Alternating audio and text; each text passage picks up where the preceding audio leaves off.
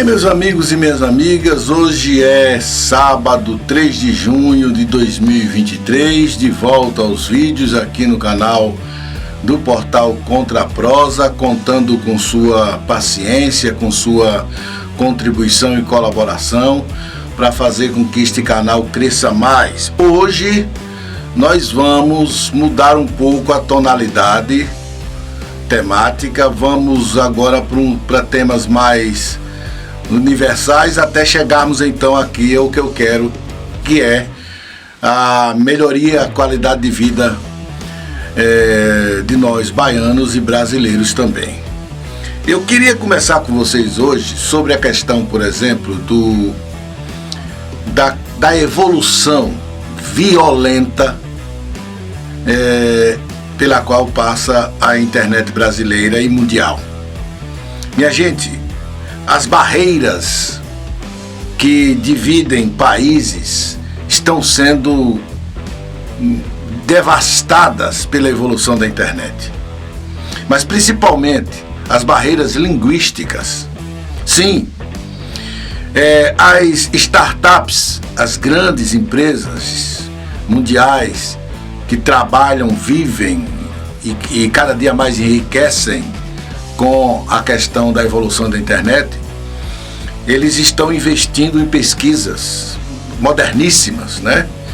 Que nos dão assim uma dimensão assustadora da evolução da internet. Por exemplo, os vídeos aqui do YouTube, por exemplo, não serão mais do mesmo jeito que você vê hoje. Se você quiser assistir um vídeo, por exemplo, do Japão, você vai na legenda, bota a legenda em português e dá para você assistir, porque há um tradutor, o Google Tradutor faz logo as conversões e você entende. Só que estão caminhando para acabar com isso, acabar com a legenda. Isso mesmo. Um vídeo, por exemplo, produzido aqui pelo portal Contra a Prosa, poderá ser visto, ouvido, entendido no mundo inteiro, porque a inteligência artificial está pegando nossas vozes, sabe, e guardando lá, evidentemente, naqueles computadores fantásticos, e toda vez que tiver um vídeo aqui do portal Contra a Prosa, eu estou falando aqui com vocês em português, e as pessoas que estão, por exemplo, lá no Japão, vão ouvir na linguagem deles. Lá na China, vão ouvir na linguagem deles com a minha voz.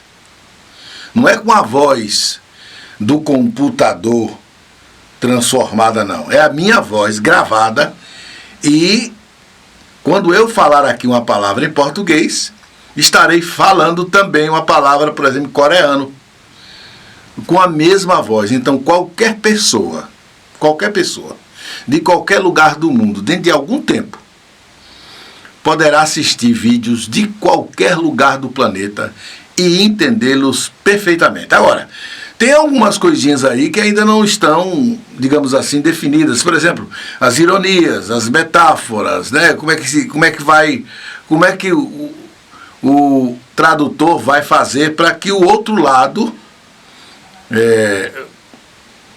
que tem uma linguagem, uma cultura diferente, possa entender, né? Mas olha, mesmo que ainda não tenham essa definição com as figuras de linguagem, com as chamadas expressões idiomáticas, que são muito difíceis para uma máquina traduzir de forma eficiente, admitamos, minha gente, já é uma grande evolução. Enquanto essa assustadora evolução está tomando conta das nossas vidas e também transformando as relações humanas, nós continuamos fazendo as mesmas maneiras, do mesmo modo, as nossas vidas. Eu já não posso mais esconder de vocês que nós, por exemplo, do ponto de vista da relação familiar, estamos evoluindo. Do ponto de vista da educação, estamos evoluindo. O grande pilar da evolução da sociedade, do ponto de vista das relações humanas é a família. Hoje, a família está em franca crise. As pessoas estão, sei lá, à busca do prazer imediato, as pessoas estão desvalorizando essas questões relacionadas à ética, à moral. Os nossos filhos, por exemplo, não estão mais, eu diria, preocupados com estas coisas do caráter, da honra, da ética. Estão todos voltados para prazeres imediatos. Os pais estão substituindo a educação por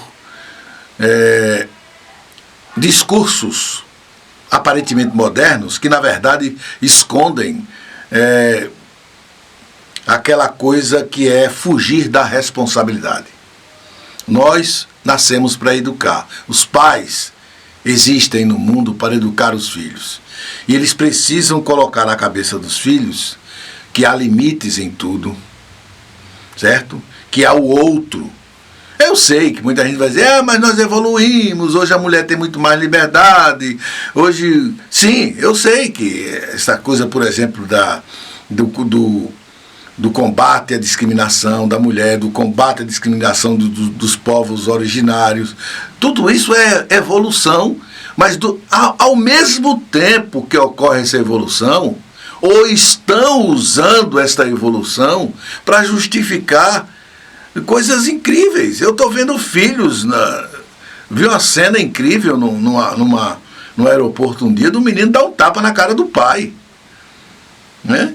E o pessoal deu risada, sabe? E o menino não estava brincando, o menino estava realmente enfesado. E ao invés do pai mostrar a ele o limite, porque tem limites da relação pai-filho, tem limite. Eu tenho um limite que eu não posso ultrapassar em relação ao meu filho, como meu filho tem limite que eles não podem ultrapassar em relação a mim.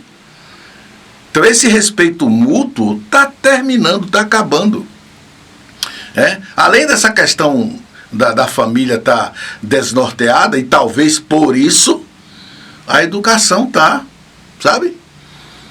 Chegou aquele tempo por isso que quando você chega na escola tem um aluno desrespeitando o professor, desrespeitando o coordenador, desrespeitando o diretor. É porque o problema começa talvez em casa.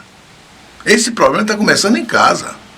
Por isso que você vê alunos aí entrando em crise, de pânico, de ansiedade. O problema está em casa. Nós não estamos preparando essas crianças para enfrentar o mundo, principalmente o mundo aberto hoje, como a internet, onde você tem de tudo de bom e de ruim. A internet é nada mais, nada menos do que a síntese do mundo. E dentro dela, o mal está vencendo. Hoje, sabe, você pega um jovem hoje, vê uma mentira, acha engraçado a mentira, e sai espalhando pelas redes sociais. Ele próprio passa a ser agente da maldade. E ele não tem consciência, muitos não têm consciência disso. E outros vão achar que isso é uma coisa absolutamente normal.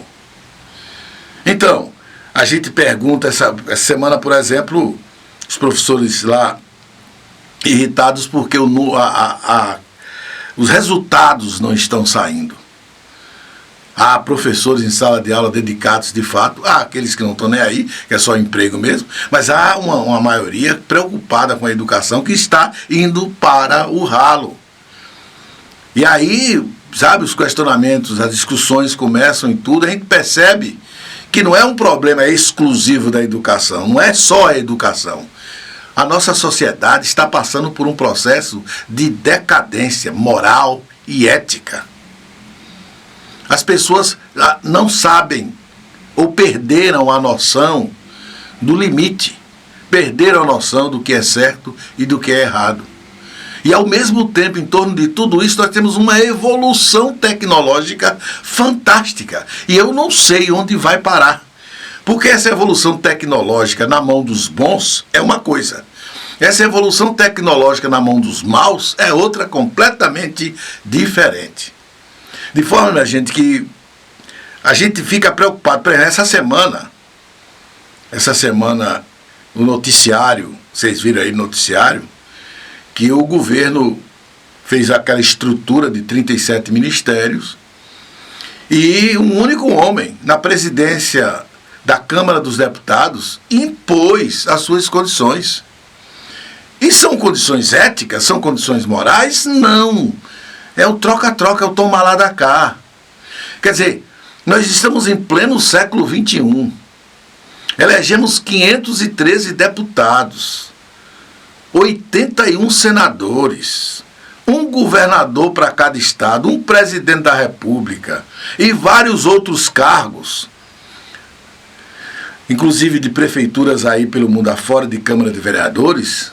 Vejam a quantidade, o arcabouço que é uma estrutura de um país. E ao invés desses homens e mulheres que estão nestes cargos estarem lá a serviço do povo,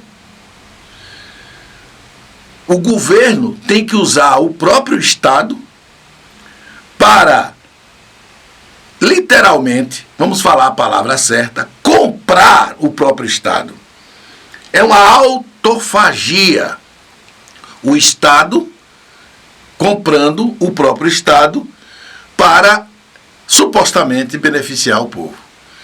Então, emendas foram liberadas, Deus sabe aí as condições. Várias dessas emendas são emendas ainda daquelas que não tem nem o nome do deputado que promoveu o pedido, não tem. E aí Deus sabe para onde vai. Essa semana eu soube aqui que 2 dessas emendas vieram para Heliópolis, 2 emendas para reformar os 2 postos médicos que tinham anunciado ano passado, e parece que as emendas chegou, que é o do Tijuco, posto médico do Tijuco, é um deles, está aquela placa ali, né? E nós esperamos que, de fato, o dinheiro sirva pelo menos para alguma coisa, né? E também 4 postos de saúde de Ribeira do Pombal, né? Que foram conseguidos nessa negociação. Imagine os senhores que para Heliópolis e Ribeira do Pombal ter direito a uma reforma de um posto médico, teve que o deputado, né, botar a faca no pescoço do presidente da República para que ele libere suas emendas. Isto é medievalidade. Isto significa que o comportamento político nosso está na era medieval, porque não deveria ser assim. Como é que deveria ser? Se Heliópolis está precisando de uma reforma, tem que liberar o dinheiro, independente de votação no Congresso, independente se deputado A ou se deputado B do lado do governo é contra o governo, porque o benefício é o povo, o benefício é a sociedade, e não o deputado, e não o presidente da República, e não o senador. Mas infelizmente a coisa não é assim. Então, minha gente, nós vivemos esse contraditório nessa sociedade atual, um contraditório estupidamente antagônico. De um lado, nós temos uma evolução tecnológica que assombra, do outro nós temos uma decadência moral e ética da nossa sociedade que já não assombra mais. Tanto não assombra mais que todo mundo acha que tudo isso é normal. Não é. E nós vamos pagar um preço caro se não acordarmos para o problema de forma imediata, porque a coisa está se degringolando, porque a coisa está indo numa velocidade tão grande que é capaz da gente acabar nos destruindo. Nós estamos nos matando do ponto de vista ético, do ponto de vista moral, do ponto de vista da civilização moderna. É isso por hoje, um abraço a vocês, né? Amanhã voltaremos com outro vídeo. Passamos essa semana sem vídeo porque tínhamos vários problemas para resolver e colocamos infelizmente o canal de lado, mas voltamos. Estamos chegando aos 3.070 inscritos e gostaríamos de contar com a sua assinatura. Distribua por aí pelas redes sociais esse vídeo se puder, dê um like. Se não está inscrito, se inscreva no canal, nos ajude. Um abraço e até uma outra oportunidade. oportunidade.